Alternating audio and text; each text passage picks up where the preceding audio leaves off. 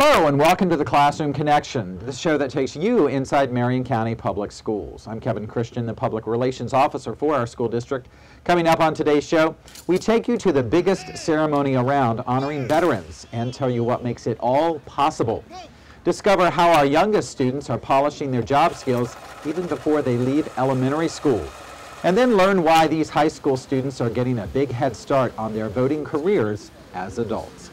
Up first, though, our community and voters have spoken, and starting in August, we will have more art, music, and PE teachers, along with more media specialists and vocational programs.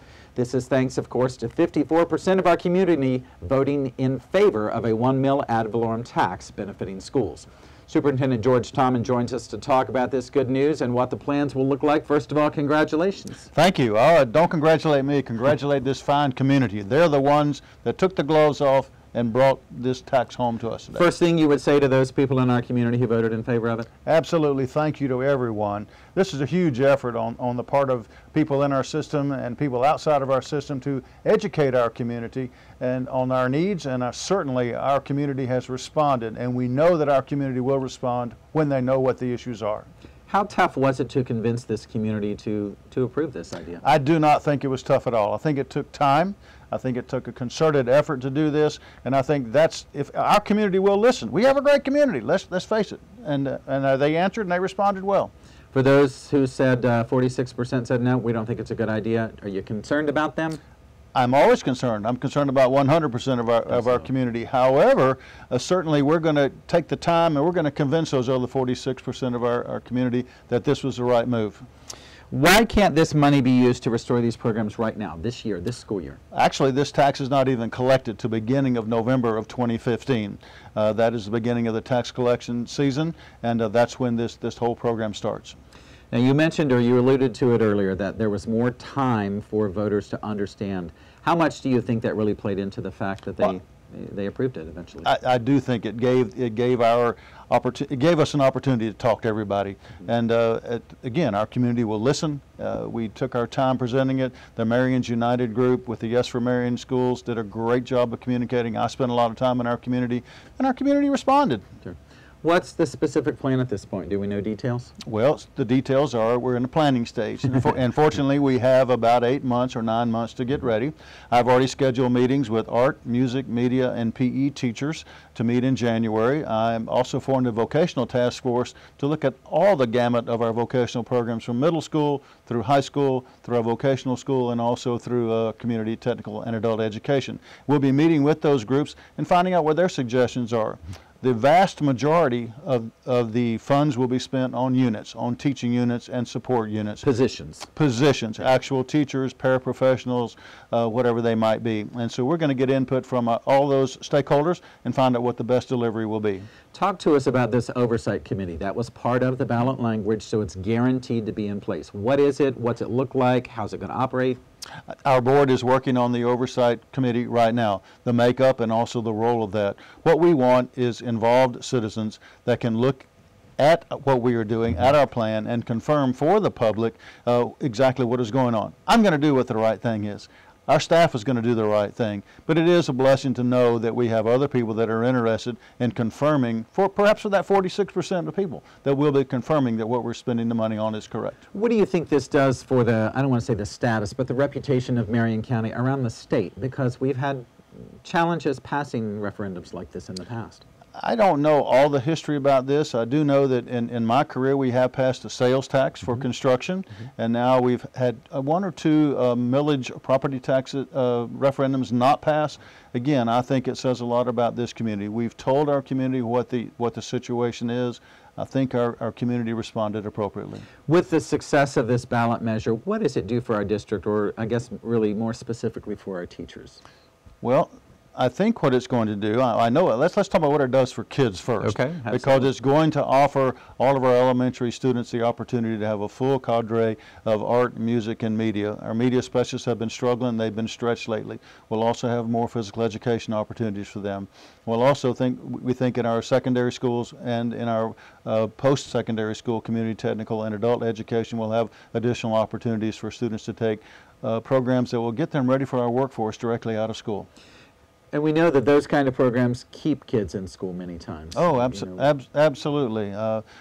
We're not all people that want to go read a book. We're not all college bound. We have a lot of different directions we want to go, and we know that this keeps students interested. What happens, though, in 4 years? Because this is only for 4 years. So 4 years down the road, fast forward. Well, we believe that, and as we see it throughout our county, state, and country, that our economy is improving, which would improve the tax base, which would improve our state funding and our local funding down the road. We also know that we need to be careful with these funds because we are probably going to stow away some of them, hopefully build up our reserves again to the amount that our auditors require us to have, or certainly suggest that we have, so that we're going to plan very carefully with this. We're not going to spend this money frivolously. Well, and there's a guarantee of that with this oversight committee. That is correct. Okay. Talk to us about the benefits of this success. I mean, we know there's going to be more teachers. You've indicated more art, music, PE, vocational programs, media specialists. You've mentioned the students first and foremost, but it's really beyond that. It's restoring some of the morale in our teachers? I certainly think it does. And again, I think this has already been a big morale booster for our employees. Our employees are recognizing and thanking our community for getting involved and supporting what we do, and now we'll just turn around and do more of it and do it better. We've mentioned this oversight committee. I want to go back to that just a second. Give us an idea of the time frame.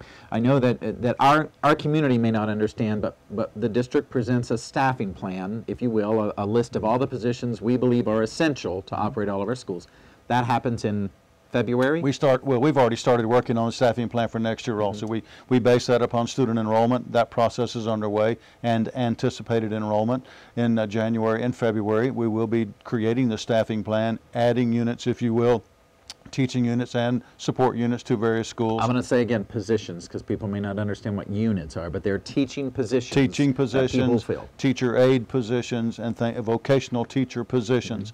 And then we can be able to cost out that staffing plan once we know exactly where those positions are and how many there will be. Then that fits into the overall budget process.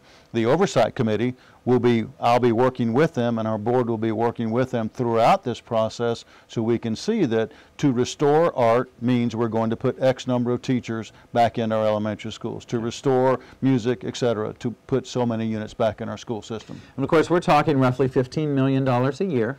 Correct. For 4 years, so $60 million coming from this community to, as we've said, fully restore those programs. That's correct. Anything else you want to share with our community regarding this? Just another hearty thank you to everyone who participated in this.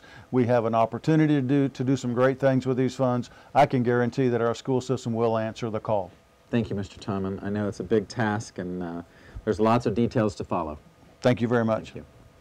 Well, thanks to our Veterans in the Classroom program, we work with retired military members year-round. But just a few weeks ago, we appreciated them in a big, huge way, with a few thousand people on hand. Here's Jill Hartley with a special story of the uniforms of Veterans Day. On Veterans Day, you'll see lots of shirts or hats denoting a veteran's service, but you'll also find a few veterans in full uniform.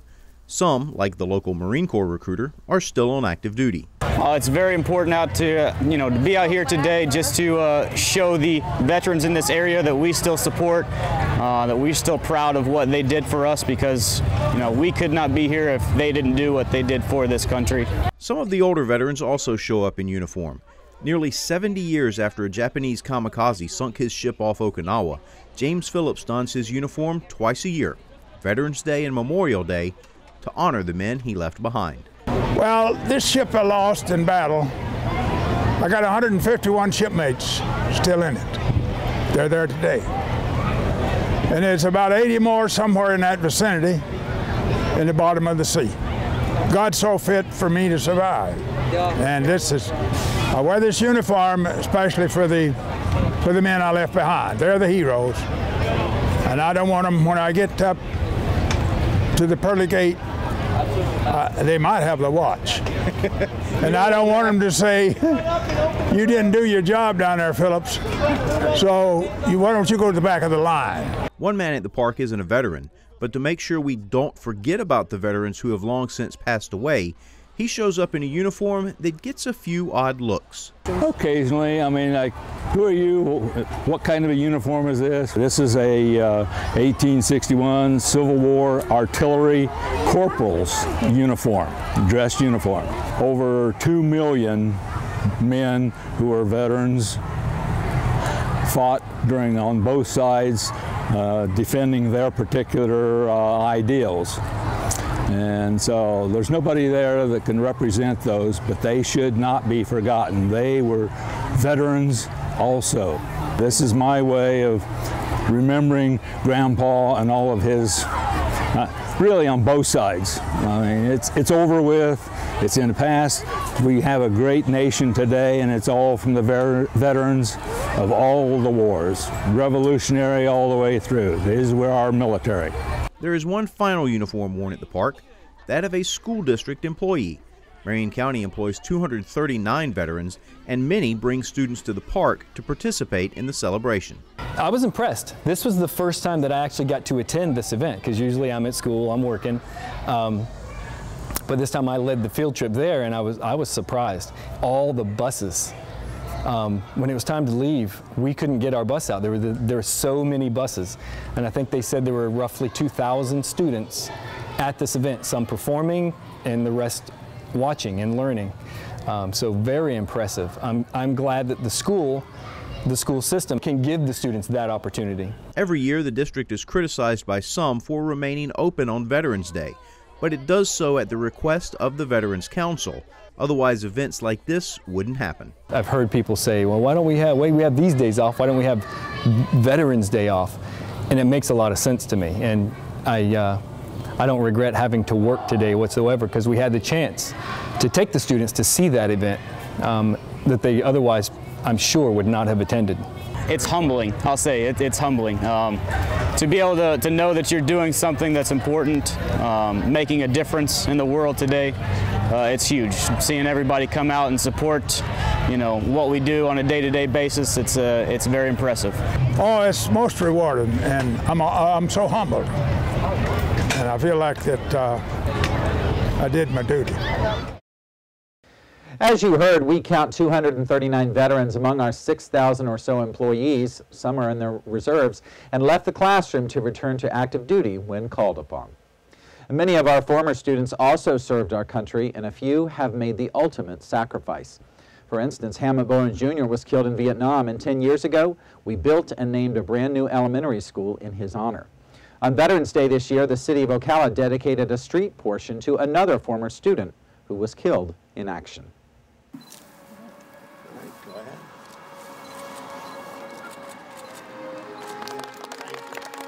Today was a day to honor a young man who gave his life for our country, Specialist Terrell Marky Sims, who went to MTI. His family were here, his grandmother, his mother, his wife, his father, his child, who he never got to see.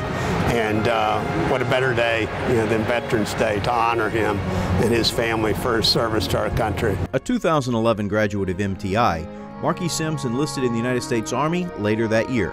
This is something that he wanted to do. I told him I didn't want him to go in the Army. My dad's a Vietnam veteran, so I'm from a military family, but I just know, I just didn't want him to go, but he told me, no, this is something I want to do. If you love me, you will support me, and I loved him, so I supported him. And I was there from his graduation. I would visit him every time I could. So that's something he wanted to do, and I was all for it. On December 29, 2012, Sims was killed by an IED in Afghanistan. Almost immediately, a push began to name a street in Ocala in his honor. About 4 days after his funeral, they came to my house and they told me that they wanted to get a street named after him. So it's been almost 2 years and we got the road. The section of road honoring Sims is just about as appropriate as it can be, stretching along East Fort King Street from 16th to 25th Avenues. His alma mater MTI on one end, the Veterans Park on the other. The fact this isn't some back road in a forgotten corner of town isn't lost on Sims' father-in-law. I look at it as a special honor because it's on Fort King. The history of Fort King, this street. So to take part of Fort King and name it after him is a double blessing. Because they could have said no. They could have said go find another street. But they said ready to do Fort King. So and this is a historic neighborhood. So it's a blessing. It means the world because so many people doubted him and told him that he wouldn't be anything. And for him to have this role, that just shows them that they were wrong and that, you know, he is somebody very special. Sims left behind his wife and high school sweetheart and a son he never met. At first it was a nightmare, you know, because he always wanted a child, and he was so happy that when we got married, he was happy we got married. Then when I got pregnant, he was happy to have a son, and when I lost him, it was just like heartbreaking. But when I had Kaden, I knew that everything was going to be okay. I know that he would want me to push on and raise our son. I look at him, and sometimes it hurts, knowing that he will grow up not seeing his dad. But at this young age, if you say Marky, he knows that's his dad. If you show a picture, he knows that's his dad. Shaquila looks forward to the day when Caden is old enough for her to explain why a street is named after his dad. Probably in another 3 years, he'll understand. He'll really understand that, you know, this is his dad. She's gonna have to explain it to him, let him know exactly what happened, and let him know that Marion County supported her during the rough times. They was there for her, so you know, she have to tell him the story, not just about his death, but about his neighborhood, his community, and how they rally around her. Again, a special thanks to the Sims family and all the families of former students who have paid the ultimate price defending all of our freedoms. Well, every elementary classroom has jobs for students to do. Line leader, door holder, even cleaning the chalkboard and erasers back in the day. But reigning Rookie Teacher of the Year Sarah Lynn takes the concept many steps further. Once again, here's Jill Hartley. Well, there's the basics, line leader, caboose, all of that. But then I have a clerical system that they help me with. My paper filers, messengers. I have a teacher's assistant who's kind of my second set of eyes. I have a technology student who's in charge of helping me get the computers up and running. So basically they're learning anything that is helping this classroom get up and going. They sharpen the pencils, they file the papers, they put the papers away. They know their job, and it helps the classroom run much more smoothly. Some teachers simply draw names out of a hat to decide who does what in their classroom. Sarah Lynn acts like a CEO. Thank you for coming today, Opal. Have a seat, ma'am. All right. So what position are you applying for? They fill out a job application just like they were applying for any other job. On the job application, they have to choose the assignment that they would like. They have to answer a set of questions such as why are they a good choice for this position, what attributes makes them a good fit for that position, and then eventually it gets to the phase of interview. I interview them just like I interview for a regular job. But this isn't simply a sweatshop to have students do things so she doesn't have to. There are educational components to all of it. I take questions directly from a basic job interview. Why are you a suitable candidate for this position is exactly what one of the questions says. And the first time my students heard that, they were like, what does that mean? We talked it out and I said, use your context clues. So now they're learning to use their context clues in oral and in their vocabulary and trying to figure out what it means. And they have to learn how to answer it in intelligent words. You know, they can't just say that they're a good line leader because they can lead the line. I want them to use words like they're responsible so they know to keep that line in order. They're a good example. They would set a good example as being a leader. Well, I think you'll make an excellent door holder. Thank you very much for interviewing, and we'll let you know as soon as possible. Okay. Each of them has a checkbook, so they earn a paycheck in my classroom. They earn checkbook points, and they can use those checkbook points to shop in my classroom store, to eat lunch in the classroom, to watch a movie, so they can use those for added incentives. So it has a tangible value to them. They're constantly balancing their checkbook. I don't balance it for them. I keep up with how much money they have, but I don't balance it for them. If they find that they have 1 point and I think that they have 10 points, I don't tell them. I want them to find their mistake and find their error. They might have to spend it on buying a highlighter if they lost their highlighter, so they have to learn how to budget too. What would it be called if I take something from your checking account? A withdrawal. Other teachers have adopted the checkbooks to help with classroom management. Instead of having your name written on the board for poor behavior, you get fined a couple of dollars. They don't have to have students pulling cards and be on red or yellow or green. It's one system, and the students take pride in that, and they can also earn and then lose money. So whereas in a lot of other classroom behavior management, they've got the red and yellow and green. Well, once they've moved to yellow, then what do you do then? So the checkbook system can come and go all day long. I mean, it's just like we can spend money all day and, you know, get a deposit. Same thing for the students. So the teachers have liked that. Lynn also gets her administrators involved. You may have noticed Principal Don Prestipino conducting one of those student interviews. Meantime, Sarah Lynn has another job she's working on these days. That's reviewing portfolios for the next Teacher of the Year. Come next month, she and the rest of the selection committee will visit classes of the finalists who would become the next crop of Golden Apple recipients. When more than 120,000 voters cast their ballots last month, they did so in 127 precincts across our county. At the end of the night, all of them were returned to the Supervisor of Elections office, where one group of volunteers, none of them even old enough to vote yet, helped out in a very big way. Joe Hartley has more on this group of Forest High School students. We wait for the different drivers from all the voting precincts all over the county to come in and bring their kits that they have all over the precinct. It's a very delicate process. They have to have a list of things with them that we have to check off and make sure that they have, and then we send them off on their way, making sure everything is all right. We have approximately 120 vehicles that travel through our receiving area on election night. We decided through multiple years it's best that the drivers of these vehicles do not get out of the automobile. And Forest, the junior ROTC program, comes out and they actually unload all of the election day supplies, all the completed paperwork, all the voted ballots. They're sealed in a transfer case, but they lift all of these return items out of the cars for the individuals, take them into a check-in station. They check them off, then take the paperwork back out to the driver, have them sign off that everything was done. After a long day at the poll, it's nice for the workers to sit back, relax, and let somebody else do the heavy lifting. Our election workers are required to be at the polling place by at least 6 a.m. So they started at 6 a.m. By the time they roll through this delivery station, you know, it's probably 8 or 8:30, so that's a 14-hour day that for the most of the day they've spent on their feet lifting and going through and you know, moving stuff around. So being able to sit in the vehicle and have somebody else kind of unload all of that stuff for them is a great benefit. For some of the precincts, those with larger voter turnout, those ballot transfer cases can weigh upwards of 40 pounds. That's about as hands-on as you can get with the election process. It gets someone that's, you know, 16 years of age involved in this process and actually seeing that, you know, this many people show up. You know, you mentioned the very heavy transfer case.